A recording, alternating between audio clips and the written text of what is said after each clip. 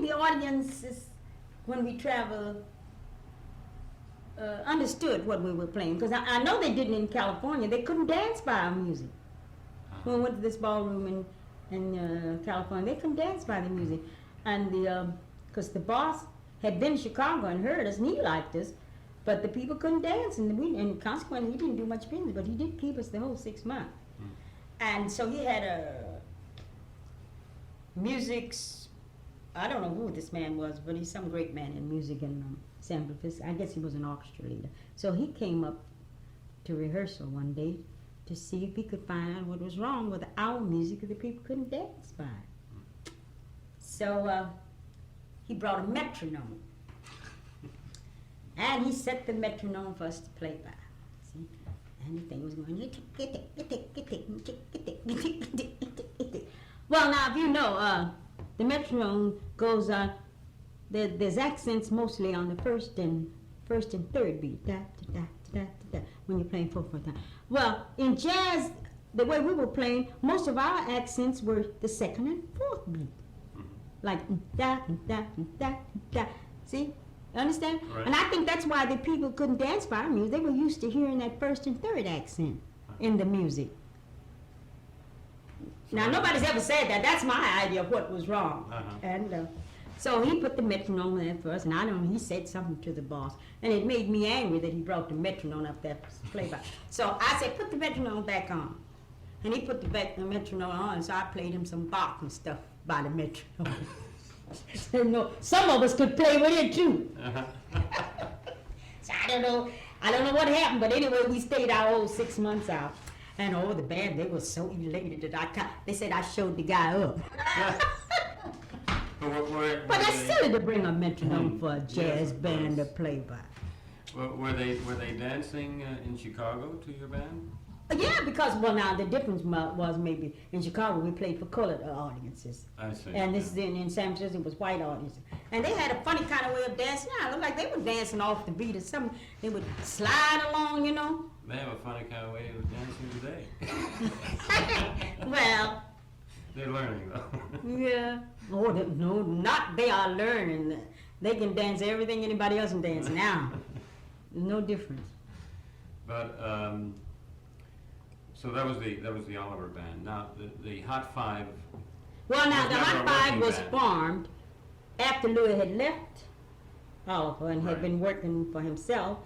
And he made some records here with Clarence Williams when he was with Fletcher.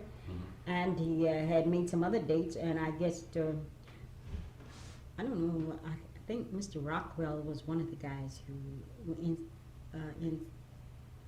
who got Louis on this Hot Five. I'm not sure who got him the contract with the Hot Five. But the Hot Five, the original Hot Five.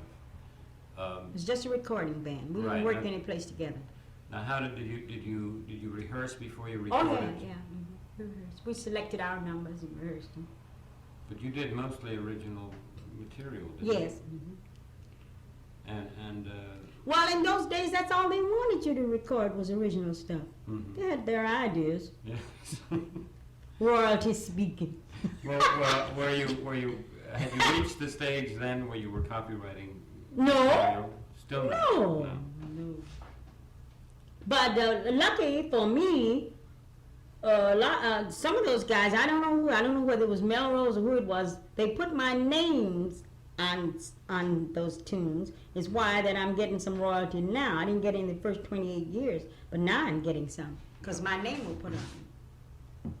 Because I had no copyright, and if they hadn't put my name on, anybody could get it.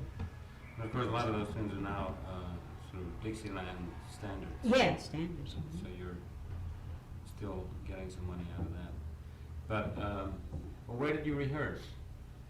At home. At our house. Yeah, where you still live? Where I'm still living. Yeah. So that's a house you and Louis bought in 1925. 24. 24? We married in 23, we bought in 24. And that's where you rehearsed? I remember when I stayed with you. Yeah. You told me something about that. Yeah, we rehearsed there. A lot of rehearsals there. The New Orleans Wanderers rehearsed there. You know, but Dita Street and that bunch we made. Some of my favorite records. Yeah. fellow was asking me the other day, there was some question about who played the saxophone there.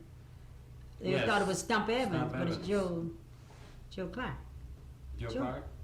That's his name, wasn't it? Yeah. Not Sounds George right. Clark, Joe Clark. Joe Clark.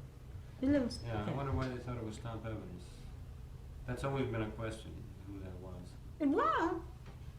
Well, Stump Evans had recorded with all of us. Maybe that's why. Mm-hmm.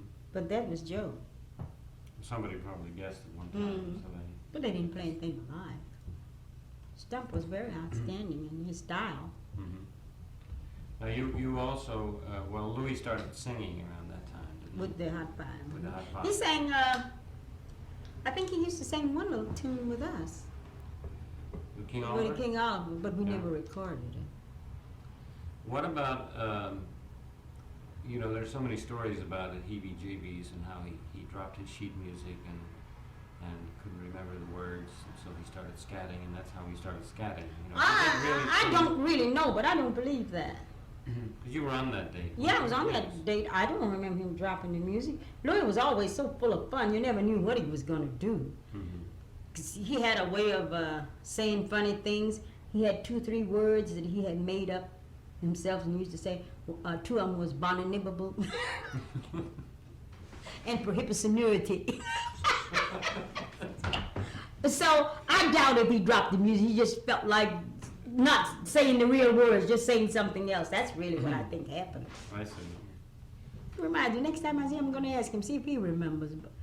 But I don't think he dropped the music and forgot the words. Louis got a better memory than that. If he had sung the song once, he would know the words. Uh-huh. Wouldn't have to stick to the sheet to know the words. No. I think he just felt like doing something different. Same way as when he played. He never knew what he was going to play. Whatever would come in his head to do, he'd do it. It'd be good. Yeah.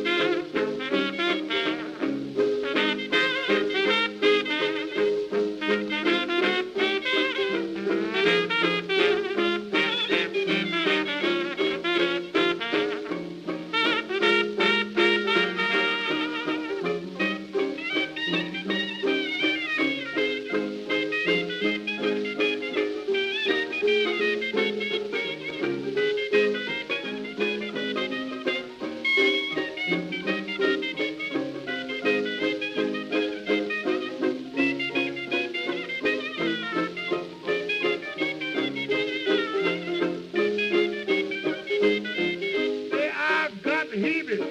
I mean the jeebies talking about that there's a heebie jeebies you see, cause that boy chase it with a little bit of joy. Say, don't you know it? You don't feel blue. Someone will teach you, come on, and do that dance. They call the heebie jeebies dance. Yes, ma'am, Papa's got the heebie jeebies dance. Hey, keep got keep burning, keep loud, repeat,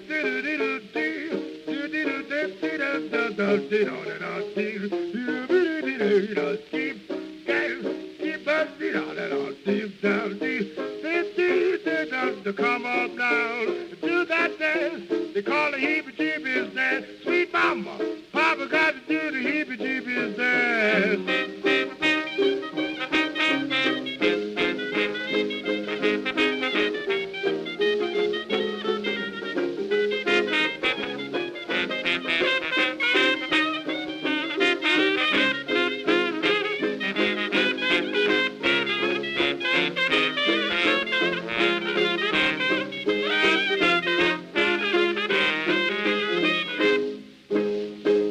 Got the heebie-jeebies. What you doing with the heebie?